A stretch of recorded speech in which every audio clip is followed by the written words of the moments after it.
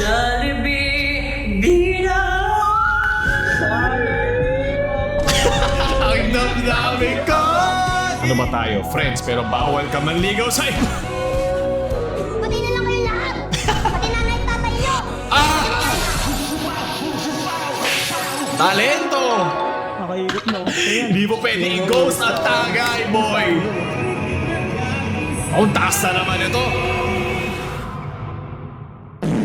Paulul, merch! Bawi na lang sa next life. Bili na! Musay makakasalam mo na kung sino ako, kundi pa, buti na lang, hindi masisira ang future mo. Boom! Tadaanan natin mga memes ngayong linggo.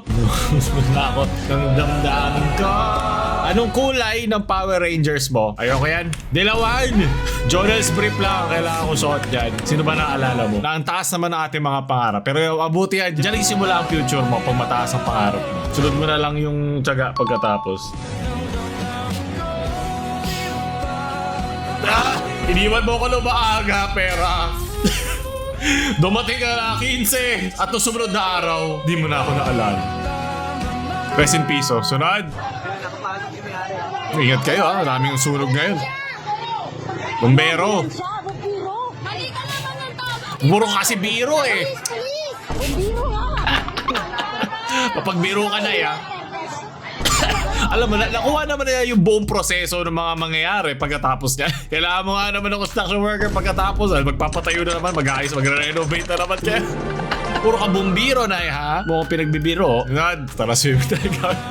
Luha ba na hindi matuloy-tuloy? Nabuti nakalis na kami. Malat-alat din ba yan at public ba ang mga luha? Tunod.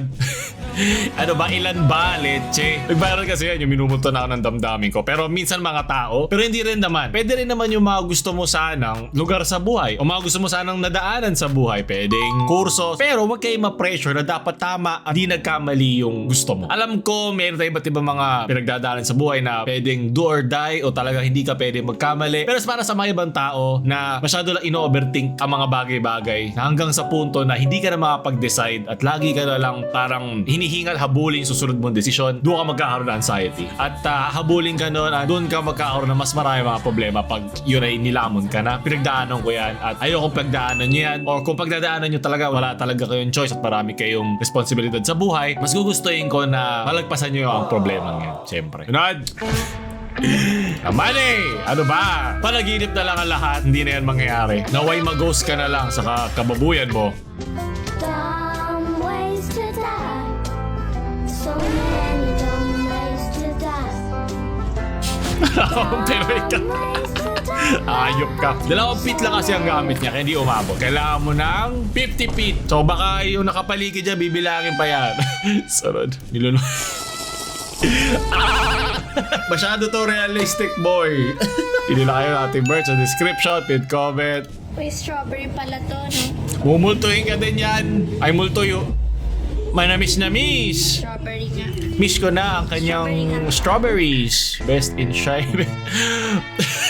Best in Pay Later at Lazada Pay Later. Yan, nakabulin kayo lahat yan. Mumultuhin din kayo ng mga babayaran nyo buwan-buwan. Nakala mo, ay okay na. Ano? Alam mo, isa yan sa mga dapat iniiwasan nyo din. Yung marami kayong mga niloloan. Alam ko para mukha siyang maliit minsan. Pero tandaan nyo, lagi nyo pa rin babantay yung lumalabas na pera nyo. Kailangan yan bantayan. Kasi minsan ma-addict kayo na parang, ang dami ko pwedeng kunin. Ang maliit lang na halaga. Pero wala na pala natitira sa buwan-buwanan mo. Iingatan nyo diyan. Pakikonyatan na lang yung mga matitigas na ulo mo kasama sa bahay. Bili ng bili dyan. Tapos hindi naman pinipick up. Aba, di ka ba namang hayop ka? Para ako rin ang bumili. Congrats, Nay. Ano ba tayo? Friends, pero bawal ka manligaw sa iba.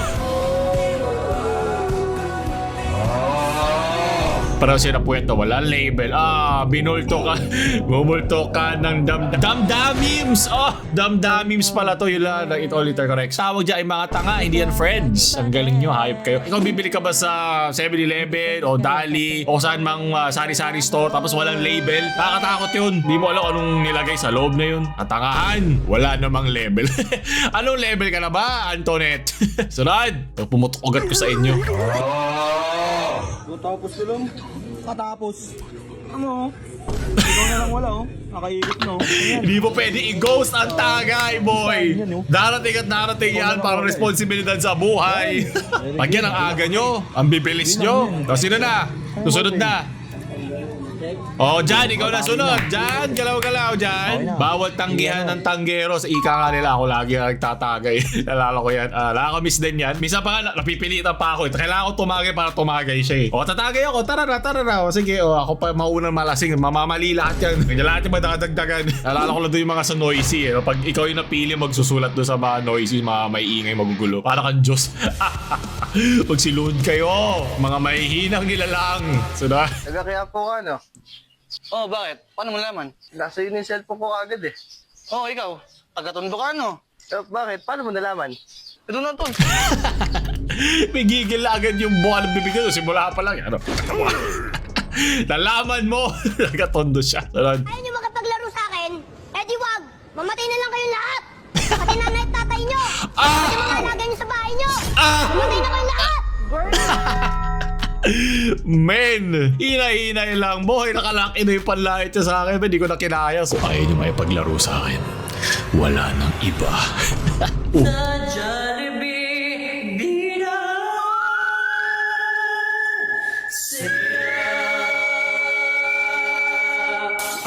Aray ko po siya. Munti ka na ma-unlock yung karakter sa likod. At hindi siya namatay lahat. Yan yung yan yung chorus eh. Damdamin ko! Aray, itlog ko naghiwalay. Boom, sunod. Aswang legit. Esos. Osos. Itim. Ayun na naman kasing edit to, ha? Hindi ko ba? Pusa yan eh.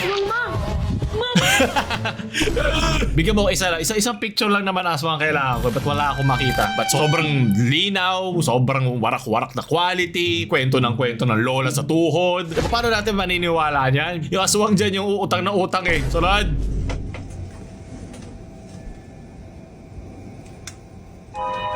Sino nag-ano-ano saan?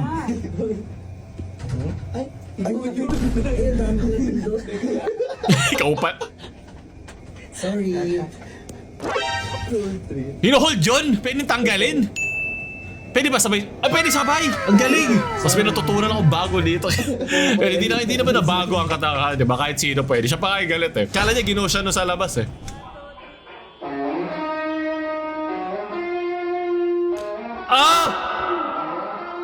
Nang damdamin ko Well, di mo naman lang kailangan yung mata mo pag nakamuscle memory ka na eh. Alam ko na, sumugso niya ng challenge, ibaba mo pa yung kamay mo pag di na siya nakakahinga sa ilong niya. Yan ang challenge. Woo! Anong gusto ko? Talento! Woo! Ayan ang nakalock in. Yan ang gusto ko. Sobrang ganda. Nagkabali ka ng corpse page. Pulit na nakabili. Ato, zombie horde. Hala ka. Sige. Ano meron? Ato para pinapamigay na. Ang mga dagang na bulabog. Mga aso lang pag may hawak na pagkain. Pwede masira yan eh. Libre yung mga damit na nasa taas. So ang kanilang naging rason para itulak to mga ito nasa baba kasi kukunin lang yung nasa itaas. Diba? Parang crab mentality lang natin. O sunod naman, kung kayo sa dyan, sabit nyo sa taas tapos siya naman ang kunin. Sunod. Oh. Hindi okay yung ginawa nyo kanina pero pwede na.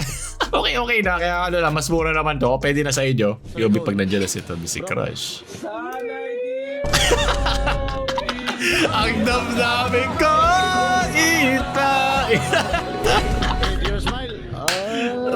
ang dugas mo ha. Alam mo weakness ko, short hair. Back to back pa sila hayop. Sakto may mga nakikiyilit.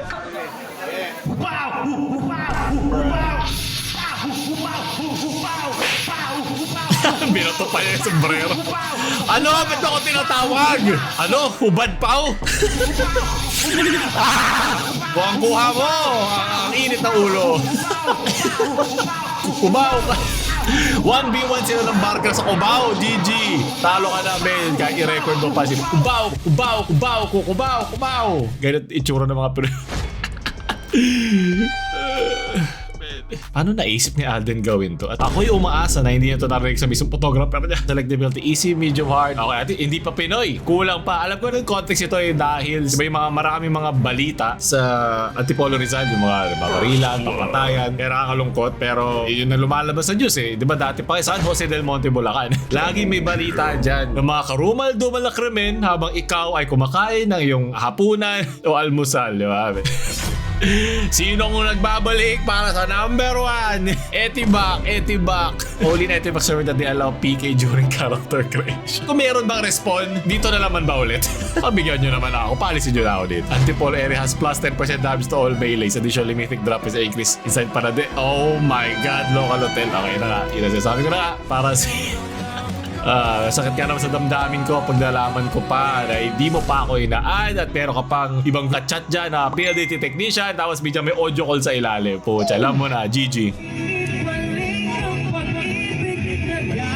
Ang taas na naman ito. Cup of Joe. Ayoko na.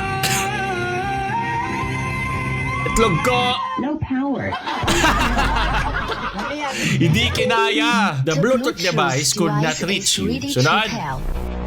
P6. Mentality. Nakita ko na ito. Hindi ka makakatakas siya kahit multo ka na rin. Kahit multuhin ka ng ghoster. Hey! Kiss mo. Ito, nakita ko na rin to. May nag-compile na ng mga screen litera. May kasama pang teta.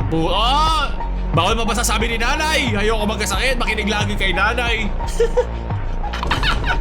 Tuhugin mo! Let's go! Sobrang bilis na crossover ko. Isipin mo, multo lang ako, boy. Hindi na to P6, men. At least alam nila wag sila harang. Masyado na kayo matalino. Kaya, tunad. Ano to? Mount Fuji, Lawson at Mayon Volcano 7-Eleven. Hinihingal ka na din dyan. Yung ating mount nakalagpas sa construction. Kailangan mo na talaga bumili ng tubig at ng hangin pagbaba mo dyan. Ito na nga, ito. Dito kasi nagsimula yung Mount Fuji, Japan. Ito, sumunod na 7-Eleven at ng Uncle John. Gusto ko kuha nila yung picture to habang pumuputok yan. Yun ang gusto ko makita. Mas maganda yung cone natin. Mas patulis. Pero mas magalis tayo. So, ano ba? Ilang beses kung makikita to? May bagsak na sa block na pwede ka bagay kung sino. Huwag mo naman sabihin kung sino. Sunod! Ano to? Anong content? Ba't kayo nagpapadala sa mga photo? Na hindi ko alam ang ibig sabihin. Ito ba to? Pagkatapos na mapahiga ng multo, ang damdamin ko. Maganda yung kanyang, palda. Itim na palda. Okay. Meron ba tayong ikakalat na mabuting balita? Sunod. Screenan mo. Hindi pa nahalo yung lagot ka kay Foreman. Uy, wrestling. Heli na Cell. Tayo mo. Sabi ko sa'yo, dapat Foreman mag-iwan ka ng CCTV sa mga gawaan. Ang daming ginagawang iba eh. Abili pa halo-halo, wala na ubel. Maglalab.